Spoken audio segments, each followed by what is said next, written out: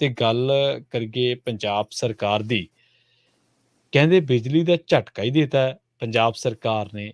ਖਬਰ ਕਹਿੰਦੀ ਹੈ ਕਿ 600 ਯੂਨਿਟ ਮੁਫ਼ਤ ਬਿਜਲੀ ਦੇਣ ਦਾ ਜਿਹੜਾ ਵਾਅਦਾ ਸੀ, ਸਰਕਾਰ ਭੱਜ ਗਈ ਹੈ। ਹਾਂ, ਬਿਲਕੁਲ ਤੁਸੀਂ ਠੀਕ ਕਹਿ ਰਹੇ ਹੋ ਪ੍ਰਵੀਨ ਜੀ। ਇੱਕ ਤਰ੍ਹਾਂ ਨਾਲ ਭੱਜਣ ਵਾਲਾ ਹੀ ਕੰਮ ਹੈ। ਜੀ।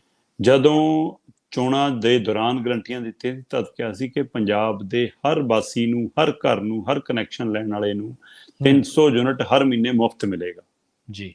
ਹਰ ਪੰਜਾਬ ਦੇ ਨਾਗਰਿਕ ਨੂੰ 300 ਯੂਨਿਟ ਬਿਜਲੀ ਮੁਫਤ, ਇਹ ਵਾਅਦਾ ਸੀ। ਜਦੋਂ ਕਿ ਆਪਾਂ ਮੁਫਤ ਵਾਲੀਆਂ ਸਕੀਮਾਂ ਦੇ ਹੱਕ 'ਚ ਨਹੀਂ, ਆਪਾਂ ਲੋਕਾਂ ਨੂੰ ਆਰਥਿਕ ਤੌਰ ਤੇ ਮਜ਼ਬੂਤ ਕਰਨ ਵਾਲੇ ਪਹਿਲੂ ਤੇ ਉੱਤੇ ਪਹਿਰਾ ਦੇਣ ਵਾਲੇ ਆ। ਫਿਰ ਇਹਦੇ ਵਿੱਚੋਂ ਇਹ ਵੀ ਸੀਗਾ ਕਿ ਜਿਹੜੇ ਦੇਣ ਦੇ ਸਮਰੱਥ ਨੇ ਉਹਨਾਂ ਦੇ ਲਈ ਇਹ ਯੋਜਨਾ ਦੀ ਕੀ ਲੋੜ ਆ।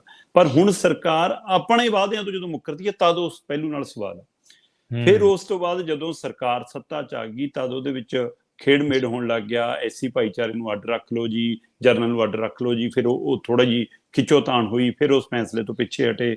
ਫਿਰ ਕਹਿੰਦੇ ਨਹੀਂ ਜੀ, ਆਪਾਂ ਇਸ ਨੂੰ ਇਨਕਮ ਟੈਕਸ ਦੇ ਦਾਇਰੇ ਦੇ ਹਿਸਾਬ ਨਾਲ ਰੱਖ ਲਓ ਜੀ। ਫਿਰ ਉਹ 'ਚ ਮਤਲਬ ਕਿ ਸਵੈ ਘੋਸ਼ਣਾ ਪੱਤਰ ਆ ਗਿਆ ਜੀ ਕਿ ਤੁਸੀਂ ਆਪਣਾ ਹਲਫੀਆ ਬਿਆਨ ਆਪੇ ਦੇ ਦਿਓ। ਸੋ ਇਹ ਸਾਰੀਆਂ ਕਵਾਇਦ ਚੱਲ ਰਹੀਆਂ ਸੀ। ਤੋਂ ਇਸ ਦੌਰਾਨ ਜਦੋਂ ਨੋਟੀਫਿਕੇਸ਼ਨ ਹੁੰਦਾ, ਨੋਟੀਫਿਕੇਸ਼ਨ ਦੇ ਹਵਾਲੇ ਨਾਲ ਜਦੋਂ ਖਬਰ ਆਉਂਦੀ ਹੈ ਤਾਂ ਉਹ ਇਹੀ ਆਉਂਦੀ ਆ ਕਿ ਠੀਕ ਹੈ ਜੀ 300 ਯੂਨਿਟ ਹਰ ਮਹੀਨੇ ਫ੍ਰੀ ਮਿਲਣਾ ਜੀ। ਔਰ ਜਿਹੜਾ ਪਰਿਵਾਰ ਮਤਲਬ ਕਿ SC-BC ਹੈ, ਪਛੜਾ ਵਰਗ ਤੋਂ ਆਉਂਦਾ ਹੈ, ਪਛੜੇ ਭਾਈਚਾਰੇ ਤੋਂ ਆਉਂਦਾ, ਆਰਥਿਕ ਤੌਰ ਤੇ ਕਮਜ਼ੋਰ ਵਰਗ ਤੋਂ ਆਉਂਦਾ ਹੈ, ਸੁਤੰਤਰਤਾ ਸੈਨਾਨੀ ਪਰਿਵਾਰਾਂ ਤੋਂ ਆਉਂਦਾ ਹੈ, ਜਾਂ ਮਤਲਬ ਕਿ ਗਰੀਬ ਤਬਕੇ ਤੋਂ ਆਉਂਦੇ ਨੇ, ਉਹਨਾਂ ਸਾਰਿਆਂ ਲਈ ਇਹ 300 + 300 600 ਯੂਨਿਟ ਇੱਕ ਮਹੀਨੇ ਦਾ ਮੁਫਤ ਹੈ। ਪਰ ਜਿਹੜੇ ਇਸ ਕੈਟਾਗਰੀ ਦੇ ਵਿੱਚ ਆਉਣਗੇ ਉਹਨਾਂ ਦਾ ਜੇ 600 ਤੋਂ ਉੱਪਰ ਜਾਂਦਾ ਬਿੱਲ ਤਾਂ ਸਿਰਫ ਉੱਪਰ ਵਾਲਾ ਬਿੱਲ ਆਊਗਾ, ਬਾਕੀ ਪੂਰਾ ਨਹੀਂ ਆਊਗਾ। ਪਰ ਦੂਸਰੇ ਪਾਸੇ ਸੀਗਾ ਕਿ ਹਾਂ, ਜੇਕਰ ਤੁਸੀਂ ਮਤਲਬ ਕਿ ਇਨਕਮ ਟੈਕਸ ਪਈ ਹੋ, ਤੁਹਾਡੇ ਘਰ ਦੇ ਵਿੱਚ ਕੋਈ ਵੱਡਾ ਅਧਿਕਾਰੀ ਆ, ਤੁਸੀਂ ਕੋਈ ਵਕੀਲ ਹੋ, CA ਲੱਗੇ ਹੋ, ਤਾਂ ਫਿਰ ਤੁਹਾਨੂੰ ਭਾਈ 600 ਤੋਂ ਉੱਪਰ ਜੇਕਰ ਤੁਹਾਡਾ ਬਿੱਲ ਗਿਆ ਤਾਂ ਪੂਰਾ ਬਿੱਲ ਆਊਗਾ। ਇਹ ਸੰਭਾਵਨਾਵਾਂ ਮਤਲਬ ਇਸ ਹਿਸਾਬ ਨਾਲ ਬਣਾਈਆਂ ਗਈਆਂ ਸੀ। ਪਰ ਹੁਣ ਜਿਹੜੇ ਤੱਥ ਨਿਕਲ ਕੇ ਆ ਰਹੇ ਨੇ ਉਹ ਪ੍ਰਵੀਨ ਜੀ ਇਹ ਆ ਕਿ ਜੇਕਰ ਤਾਂ ਤੁਹਾਡਾ ਬਿੱਲ 600 ਯੂਨਿਟ ਤੋਂ ਘੱਟ ਆਉਂਦਾ, ਪਹਿਲਾਂ ਹੀ ਮਤਲਬ ਜੇ ਤੁਸੀਂ 600 ਯੂਨਿਟ ਤੋਂ ਘੱਟ ਬਿੱਲ ਲੈ ਰਹੇ ਹੋ ਫਿਰ ਤਾਂ ਠੀਕ ਹੈ, ਤੁਹਾਡੇ ਲਈ ਇਹ ਯੋਜਨਾ ਹੈਗੀ ਆ। ਜੇ ਤੁਹਾਡਾ ਬਿੱਲ 600 ਯੂਨਿਟ ਤੋਂ ਵੱਧ ਆਉਂਦਾ ਫਿਰ ਤੁਹਾਨੂੰ ਪੂਰਾ ਹੀ ਬਿੱਲ ਦੇਣਾ ਪਊਗਾ।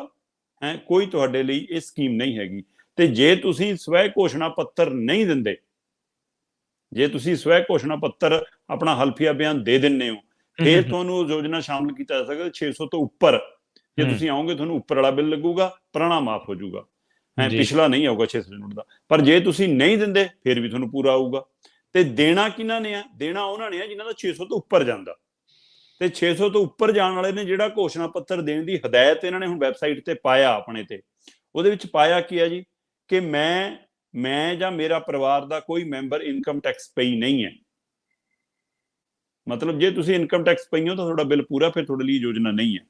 ਦੂਸਰੇ ਇਸੇ ਤਰ੍ਹਾਂ ਪਾਇਆ ਜੇ ਪਰਿਵਾਰ ਦੀ ਕਿਸੇ ਵੀ ਮੈਂਬਰ, ਕੋਈ ਸਾਬਕਾ ਜਾਂ ਮੌਜੂਦਾ, ਕੋਈ ਸੰਵਿਧਾਨਕ ਅਹੁਦੇ ਤੇ ਹੈ, ਕੋਈ ਤੁਸੀਂ ਮਾਰਕੀਟ ਕਮੇਟੀ ਦੇ ਚੇਅਰਮੈਨ ਹੋ, ਤੁਸੀਂ ਬਲਾਕ ਸੰਮਤੀ ਦੇ ਚੇਅਰਮੈਨ ਹੋ, ਤੁਸੀਂ ਪੰਚਾਇਤ ਦੇ ਚੇਅਰਮੈਨ ਹੋ, ਤੁਸੀਂ ਮੇਅਰ ਹੋ, ਤੁਸੀਂ ਜੀ MC ਹੋ, ਤੁਸੀਂ ਜੀ MLA ਹੋ, ਤੁਸੀਂ MP ਹੋ, ਤੁਸੀਂ ਮੰਤਰੀ ਹੋ। ਸੋ ਜੇਕਰ ਇਹ ਕਿਸੇ ਅਹੁਦੇ ਤੇ ਹੈਗੇ ਹੋ ਜਾਂ ਰਹੇ ਹੋ ਫਿਰ ਤੁਹਾਨੂੰ ਉਹ ਘੋਸ਼ਣਾ ਪੱਤਰ ਦੱਸਣਾ ਪਊਗਾ, ਫਿਰ ਇਹ ਯੋਜਨਾ ਤੁਹਾਡੇ ਲਈ ਨਹੀਂ ਹੈ। ਇਸੇ ਤਰ੍ਹਾਂ ਜੇਕਰ ਤੁਹਾਡੇ ਪਰਿਵਾਰ ਦੀ ਪੈਨਸ਼ਨ 10,000 ਰੁਪਏ ਹੈ, ਵਿਅਕਤੀ ਦੀ ਨਹੀਂ, ਪੂਰੇ ਪਰਿਵਾਰ ਦੀ ਮਿਲਾ ਕੇ ਵੀ ਜੇ ਪੈਨਸ਼ਨ 10,000 ਰੁਪਏ ਬਣਦੀ ਹੈ ਤਦ ਵੀ ਤੁਹਾਨੂੰ ਇਹ ਘੋਸ਼ਣਾ ਪੱਤਰ ਦੱਸਣਾ ਪਊਗਾ, ਫਿਰ ਇਹ ਯੋਜਨਾ ਤੁਹਾਡੇ ਲਈ ਨਹੀਂ ਹੈ।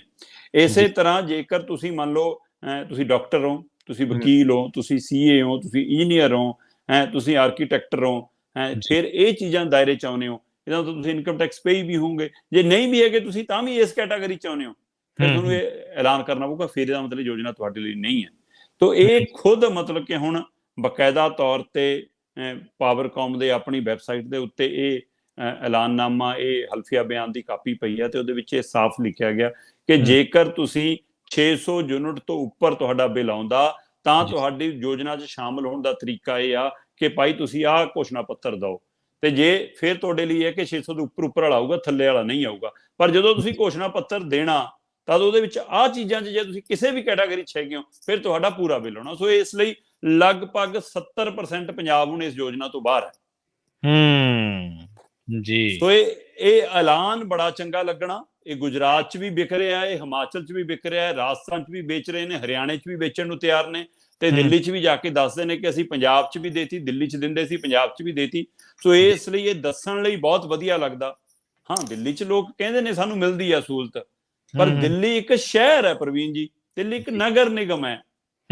ਤੇ ਇਸ ਲਈ ਉਸ ਨਗਰ ਨਿਗਮ ਔਰ ਪੂਰੇ ਪੰਜਾਬ ਨੂੰ ਤੁਸੀਂ ਉਸ ਕੈਟਾਗਰੀ 'ਚ ਕਿਵੇਂ ਰੱਖ ਲਓਗੇ? ਸੋ ਇਸ ਲਈ ਹੁਣ ਜਦੋਂ ਪੰਜਾਬ ਨੂੰ ਆ ਕੇ ਉਰੇ ਸਮਝਿਆ, ਫਿਰ ਹਿਸਾਬ ਕਿਤਾਬ ਪਤਾ ਲੱਗਿਆ ਕਿ ਨਹੀਂ, ਹੁਣ ਤਾਂ ਭੱਜਣਾ ਹੀ ਪੈਣਾ। ਤੇ ਇਸ ਲਈ ਬਾਹਰੋਂ ਲਿਫਾਫਾ ਉਹੀ ਆ, ਪਰ ਅੰਦਰ ਯੋਜਨਾ ਦਾ ਰੰਗ ਹੁਣ ਬਦਲ ਗਿਆ।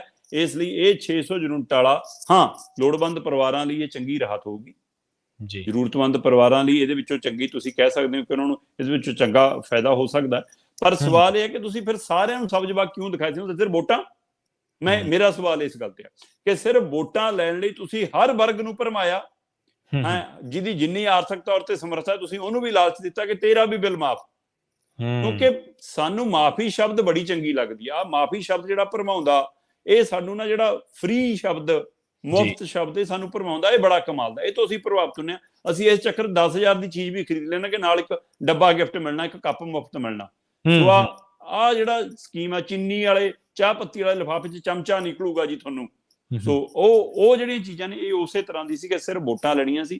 ਹੁਣ ਵੋਟਾਂ ਲੈਣ ਤੋਂ ਬਾਅਦ ਸਰਕਾਰ ਦਾ ਸੱਚ ਸਾਹਮਣੇ ਆਉਣ ਲੱਗਿਆ। ਸੋ 600 ਯੂਨਿਟ ਵਾਲੀ ਸਕੀਮ ਦੀ ਹਵਾ ਨਿਕਲ ਗਈ ਹੈ ਇੱਕ ਤਰ੍ਹਾਂ ਨਾਲ, ਤੇ ਇਹ ਹੁਣ ਸਰਕਾਰ ਇਹ ਤੋਂ ਭੱਜਦੀ ਨਜ਼ਰ ਆ ਰਹੀ ਹੈ। ਪੰਜਾਬ ਦੇ 30-35% ਲੋਕਾਂ ਨੂੰ ਇਹਦੇ ਨਾਲ ਰਾਹਤ ਮਿਲਣੀ, ਜਦੋਂ ਕਿ ਉਹ ਪਹਿਲਾਂ ਹੀ ਉਸ ਕੈਟਾਗਰੀ 'ਚ ਆਉਂਦੇ ਸੀ ਜਿਨ੍ਹਾਂ ਨੂੰ 200 ਯੂਨਿਟ ਪਹਿਲਾਂ ਹੀ ਮਾਫ ਸੀ।